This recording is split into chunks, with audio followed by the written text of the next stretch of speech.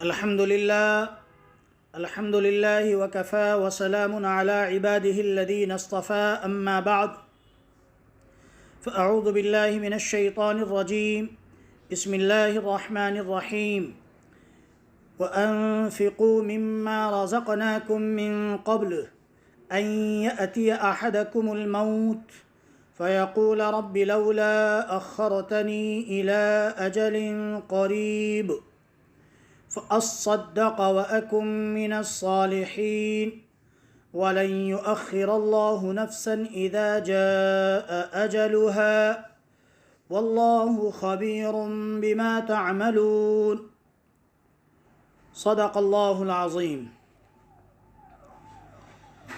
محترم بزرگوں، عزیز دوستو،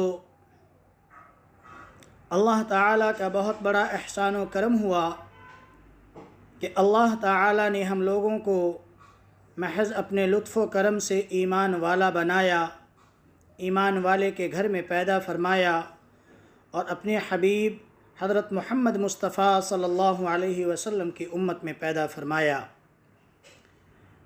محترم بزرگوں، یہ سال نو کا جشن کیوں منایا جاتا ہے؟ اس کا پس منظر کیا ہے؟ کیا نبی کریم صلی اللہ علیہ وسلم نے نئے سال کا جشن منایا ہے؟ کیا صحابہ کرام رضی اللہ عنہم نے آپس میں ایک دوسرے کو نئے سال کی مبارکباد دی ہے؟ کیا تابعین اور تبع تابعین کے زمانے میں اس رسم کو منایا گیا؟ کیا دیگر مسلمان حکمرانوں نے اس کے جشن کی محفلوں میں شرکت کی؟ حالانکہ اس وقت تک اسلام ایران، عراق، مصر، شام اور مشرق وسطیٰ کے اہم ممالک تک پھیل چکا تھا۔ یہ وہ سوالات ہیں جن کا جواب ہر عقل مند شخص نفی میں دے گا۔ پھر آج کیوں مسلمان اس کام کو انجام دے رہے ہیں؟ آخر یہ کس نے ایجاد کیا؟ کون سی قوم نئے سال کا جشن مناتی ہے اور کیوں مناتی ہے؟ اور اس وقت مسلمانوں کو کیا رویہ اختیار کرنا چاہیے؟ آج کی مجلس میں اسی کو واضح کرنے کی کوشش کروں گا۔ محترم سامعین، دنیا کے تمام مذاہب اور قوموں میں تہوار اور خوشیاں منانے کے مختلف طریقے ہیں۔ ہر ایک تہوار کا کوئی نہ کوئی پس منظر ہے اور ہر تہوار کوئی نہ کوئی پیغام دے کر جاتا ہے جن سے نیکیوں کی ترغیب ملتی ہے اور برائیوں کو ختم کرنے کی دعوت ملتی ہے۔ لیکن لوگوں میں بگاڑ آنے کی وجہ سے ان میں ایسی بدعات و خرافات بھی شامل کر دی جاتی ہیں کہ ان کا اصل مقصد ہی فوت ہو جاتا ہے۔ جیسے جیسے دنیا ترقی کی منازل طے کرتی گئی اور مہذب ہوتی گئیں، انسانوں نے کلچر اور آرٹ کے نام پر نئے جشن اور تہوار وضع کیے۔ انہی میں سے ایک نئے سال کا جشن ہے۔ محترم بزرگوں، دراصل یہ نئے سال کا جشن عیسائیوں کا ایجاد کیا ہوا ہے۔ عیسائیوں میں قدیم زمانے سے نئے سال کے موقع پر جشن منانے کی روایت چلتی آ رہی ہے۔ اس کی ایک وجہ یہ بتائی جاتی ہے کہ ان کے عقیدے کے مطابق 25 دسمبر کو حضرت عیسیٰ علیہ السلام کی پیدائش ہوئی۔ اسی کی خوشی میں کرسمس ڈے منایا جاتا ہے، جس کی وجہ سے پوری دنیا میں جشن کی کیفیت رہتی ہے اور یہی کیفیت نئے سال کی آمد تک برقرار رہتی ہے۔ نئے سال کے جشن میں پورے ملک کو رنگ برنگی لائٹوں اور قمقموں سے سجایا جاتا ہے اور 31 دسمبر کی رات میں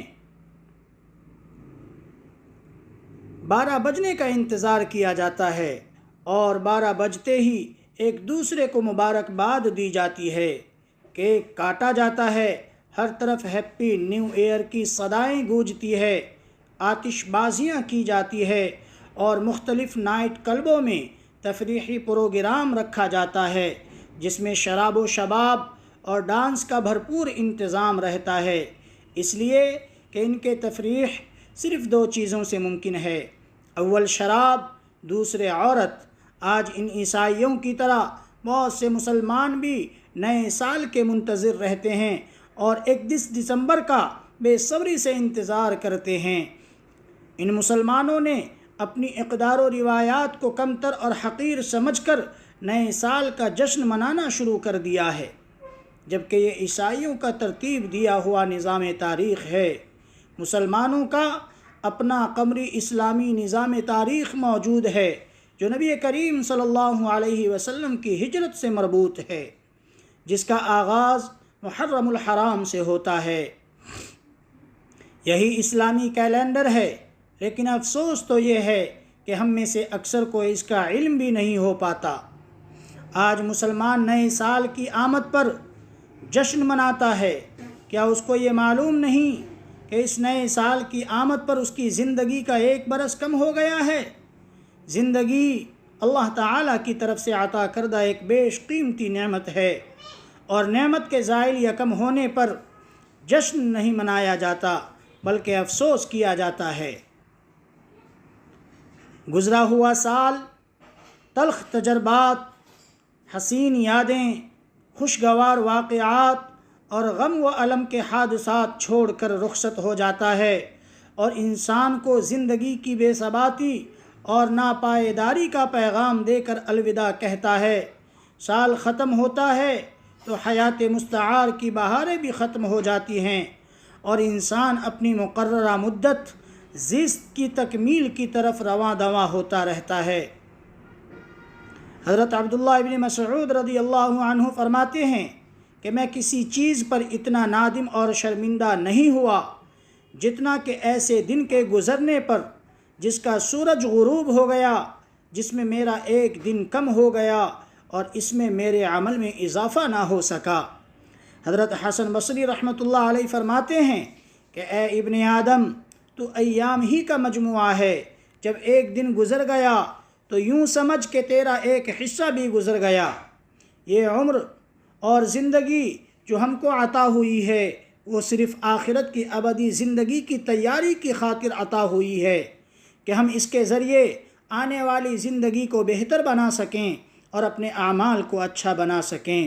حضرت علی رضی اللہ عنہ فرماتے ہیں کہ یہ ایام تمہاری عمروں کے صحیفے ہیں، اچھے اعمال سے ان کو دوام بخشو۔ نبی کریم صلی اللہ علیہ وسلم کا ارشاد ہے، من حسن اسلام المرء ترکہ ما لا یعنیہ، کہ آدمی کے اسلام کی خوبی یہ ہے کہ وہ فضول چیزوں سے بچے۔ یہ مختلف طرح کے جشن یہود و نصارہ اور دوسری قوموں میں منائے جاتے ہیں، جیسے Mother's Day, Father's Day, Valentine Day, Children's Day اور ٹیچر ڈے وغیرہ، اس لیے کہ ان کے یہاں رشتوں میں دکھاوا ہوتا ہے، ماں باپ کو الگ رکھا جاتا ہے، اولاد کو بالغ ہوتے ہی گھر سے نکال دیا جاتا ہے، اور کوئی خاندانی نظام نہیں ہوتا، اس لیے انہوں نے ان سب کے لیے الگ الگ دن متعین کر رکھے ہیں جن میں ان تمام رشتوں کا دکھلاوا ہو سکے۔ مگر ہمارے یہاں ایسا نہیں ہے، اسلام نے سب کے حقوق مقرر کر دیے ہیں اور پورا ایک خاندانی نظام موجود ہے، اس لیے نہ ہمیں ان دکھلاووں کی ضرورت ہے اور نہ مختلف طرح طے ڈے منانے کی، بلکہ مسلمانوں کو اس سے بچنے کی سخت ضرورت ہے تاکہ دوسری قوموں کی مشابہت سے بچا جا سکے۔ اس لیے کہ ہمارے آقا و مولا صلی اللہ علیہ وسلم نے ہم کو غیروں کی اتباع اور مشابہت اختیار کرنے سے بچنے کا حکم دیا ہے۔ ارشاد نبوی ہے، من تشبہ بقوم فہو منہم، کہ جس نے کسی قوم کی مشابہت اختیار کی تو وہ انہی میں سے ہے۔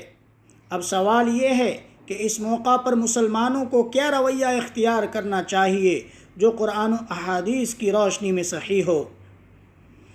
محترم بزرگوں، نئے سال سے متعلق کسی عمل کو تلاش کرنے کی کوشش کی تو قرون اولیٰ کا کوئی اور عمل تو مل نہ سکا، البتہ بعض کتب حدیث میں یہ روایت نگاہوں سے گزری کہ جب نیا مہینہ یا نئے سال کا پہلا مہینہ شروع ہوتا تو اصحاب رسول صلی اللہ علیہ وسلم ایک دوسرے کو یہ دعا سکھلاتے اور بتاتے تھے کہ اللہم ادخلہ علینا بالامن والایمان والسلامت والاسلام ورضوان من الرحمن وجواز من الشیطان، کہ اے اللہ اس نئے سال کو ہمارے اوپر امن و ایمان، سلامتی و اسلام اور اپنی رضامندی نیز شیطان سے پناہ کے ساتھ داخل فرما۔ اس دعا کو پڑھنا چاہیے۔ نیز اس وقت مسلمانوں کو دو کام خصوصاً کرنے چاہیے، یا دوسرے الفاظ میں کہہ لیجئے کہ نئے سال میں ہمیں خاص طور پر دو باتوں کی طرف متوجہ ہونا چاہیے۔ نمبر 1 ماضی کا احتساب، نمبر 2 آگے کا لائحہ عمل۔ نیا سال ہمیں دینی اور دنیاوی دونوں میدانوں میں اپنا محاسبہ کرنے کی طرف متوجہ کرتا ہے کہ ہماری زندگی کا جو ایک سال کم ہو گیا ہے اس میں ہم نے کیا کھویا اور کیا پایا۔ ہمیں عبادات، معاملات، اعمال، حلال و حرام، حقوق اللہ اور حقوق العباد کی ادائیگی کے لیے میدان میں اپنی زندگی کا محاسبہ کر کے دیکھنا چاہیے کہ ہم سے کہاں کہاں غلطیاں ہوئیں، اس لیے کہ انسان دوسروں کی نظروں سے تو اپنی غلطیوں اور کوتاہیوں کو چھپا سکتا ہے لیکن خود کی نظروں سے نہیں بچ سکتا۔ اس لیے نبی کریم صلی اللہ علیہ وسلم کا ارشاد ہے کہ حاسبوا انفسکم قبل ان تحاسبوا، تم خود اپنا محاسبہ کرو قبل اس کے کہ تمہارا حساب کیا جائے۔ اس لیے ہم سب کو ایمانداری سے اپنا اپنا مؤاخذہ اور محاسبہ کرنا چاہیے اور ملی ہوئی مہلت کا فائدہ اٹھانا چاہیے اس سے پہلے کہ یہ مہلت ختم ہو جائے۔ اسی کو اللہ جل شانہ نے اپنے پاک کلام میں ایک خاص انداز سے ارشاد فرمایا ہے، وَأَنفِقُوا مِمَّا رَزَقْنَاكُم مِّن قَبْلِ أَن يَأْتِيَ أَحَدَكُمُ الْمَوْتُ فَيَقُولَ رَبِّ لَوْلَا أَخَّرْتَنِي إِلَىٰ أَجَلٍ قَرِيبٍ فَأَصَّدَّقَ وَأَكُن مِّنَ الصَّالِحِينَ وَلَن يُؤَخِّرَ اللَّهُ نَفْسًا إِذَا جَاءَ أَجَلُهَا وَاللَّهُ خَبِيرٌ بِمَا تَعْمَلُونَ۔ اور جو کچھ ہم نے تمہیں دے رکھا ہے اس میں سے ہماری راہ میں اس سے پہلے خرچ کرو کہ تم میں سے کسی کو موت آ جائے تو وہ کہنے لگے کہ اے میرے پروردگار، مجھے تو تھوڑی دیر کی مہلت کیوں نہیں دیتا کہ میں صدقہ کروں اور نیک لوگوں میں سے ہو جاؤں۔ اور جب کسی کا وقت مقررہ آ جاتا ہے پھر اسے اللہ تعالی ہرگز مہلت نہیں دیتا، اور جو کچھ تم کرتے ہو اس سے اللہ تعالی اچھی طرح باخبر ہے۔ اللہ تعالی ہمیں ان باتوں پر عمل کی توفیق عطا فرمائے۔ وآخر دعوانا ان الحمد للہ رب العالمین۔